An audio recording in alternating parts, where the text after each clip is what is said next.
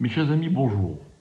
Alors je voudrais aujourd'hui à nouveau vous parler de ce phénomène extraordinaire d'unité et de retrouvailles qu'il y a dans le peuple juif depuis malheureusement le début de cette terrible épreuve. Comme nous l'avons dit hier, ce n'est surtout pas le moment de rappeler quelles ont été malheureusement nos faiblesses et nos défaillances pendant les mois qui viennent de s'écouler. Aujourd'hui, on doit se concentrer sur ce qu'il y a de positif. On doit se concentrer sur les mérites du peuple juif. Or, les mérites, c'est ce que l'on aperçoit, à savoir une unité et une affection mutuelle et un soutien mutuel qui est absolument incroyable. Et en fait, il y a un texte dans le Midrash que je voudrais partager avec vous qui dit quelque chose d'absolument fabuleux. Ce texte du Midrash, qui se trouve dans la paracha dans le Tanchuma de Kitissa, est expliqué par le Rav Dessler. Je vais vous le lire en hébreu parce que vraiment, les mots sont incroyables. Le texte dit la chose suivante. Bour et Chibatan shel Israël. Viens voir, littéralement, dit le Midrash, l'affection d'Israël. C'est-à-dire, viens voir pourquoi Israël aime tellement le peuple, pourquoi Dieu aime tellement le peuple juif. Et il répond, She'averotehem mevi'im l'idée ma'alot gdolot.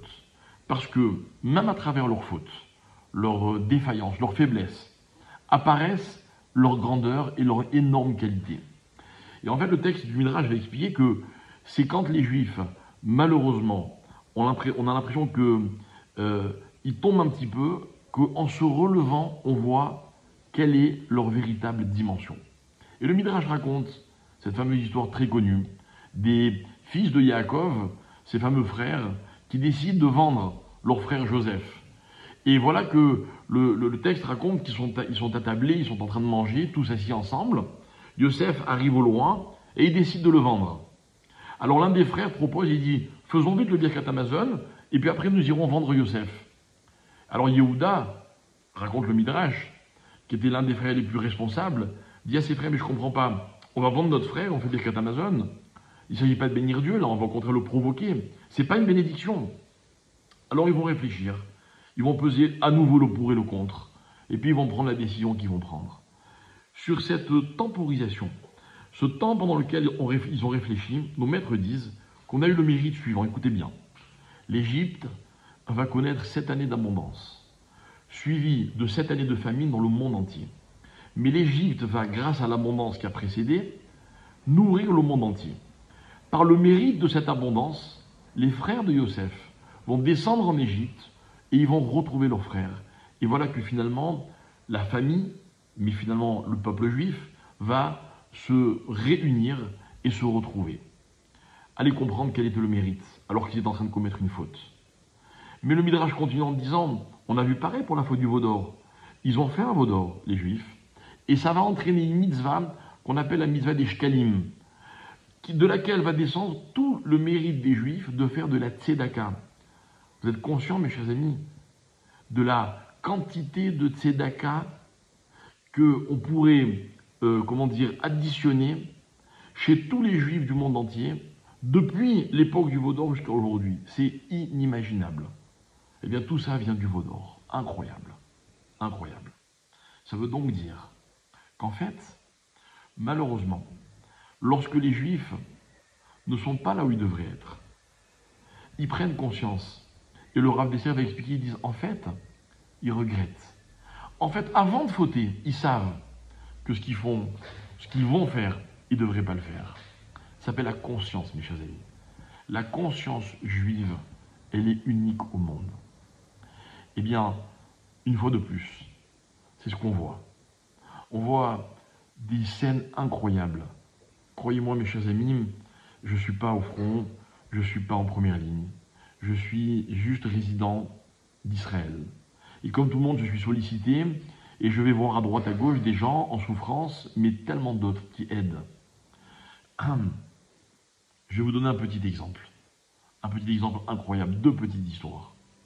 La première, c'est qu'il y a quelques jours, un restaurateur de Tel Aviv, comme beaucoup de restaurateurs, a décidé de se mobiliser dans ses cuisines, pour envoyer de la nourriture aux soldats. Et cette histoire, je la tiens d'un autre restaurateur qui habite Jérusalem et qui est un ami à lui.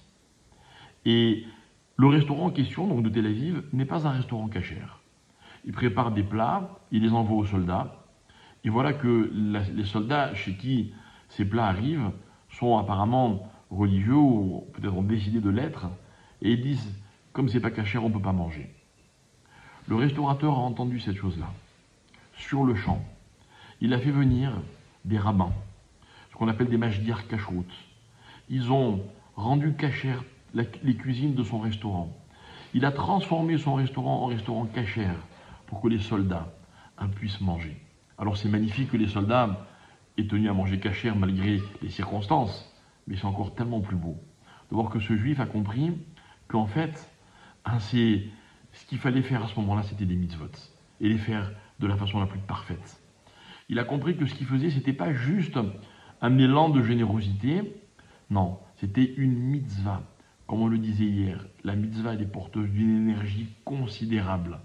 Alors j'ose imaginer l'émotion de ces soldats qui n'ont pas seulement reçu à manger, qui ont reçu une manifestation, un témoignage incroyable de ce que les Juifs, en fait, au moment où il faut, ils savent faire ce qu'il faut et être là où il faut. La deuxième histoire, c'est la fille d'un ami que je connais bien, qui devait se marier, précisément hier soir. Et malheureusement, samedi, Shabbat, pendant Simchat Torah en Israël, son fiancé a été appelé. Il a été, on l'a demandé de venir, il est réserviste dans les Miloïm, il est combattant. Alors il a dit à ses supérieurs, il leur a dit, mais vous savez, je suis censé me marier mercredi. Ils l'ont dit, ça ne pourra pas se faire, on est désolé. On te laisse quelques heures pour aller voir ta fiancée et tu reviens. Donc bon, le mariage a été annulé, en tout cas reporté, Bezrat Hashem, si Dieu veut.